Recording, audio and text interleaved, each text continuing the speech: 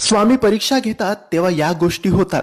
या गोष्टी तुमच्या सोबत किंवा तुमच्या घरात सुद्धा होत असतील तर समजून जा की स्वामींची परीक्षा सुरू आहे आणि या परीक्षेत तुम्हाला उत्तीर्ण व्हायचे आहे.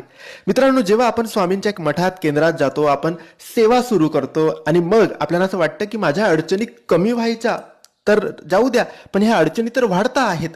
माझे पैसे कुठेतरी अडकले, पैसे मिळत नाहीये, घरात कटकटी सुरू आहेत, मी जेही काम करतोय त्यामध्ये मला अडचणी येत आहेत, जास्त येत आहेत, सेवा सुरू करून जास्त येत आहेत, किंवा मी जीही सेवा करतोय त्यामध्ये सारखे विघ्न येत आहेत, सेवेमध्ये खंड पडतोय, आरोग्य खराब होत आहे, सेवा पूर्णच होत नाहीये, पारायण करतो, मंत्रजप करतो, काही ना काही विघ्न येते, मंत्रजप करायला बसतो तो डोक्यात अनेक विचार येतात.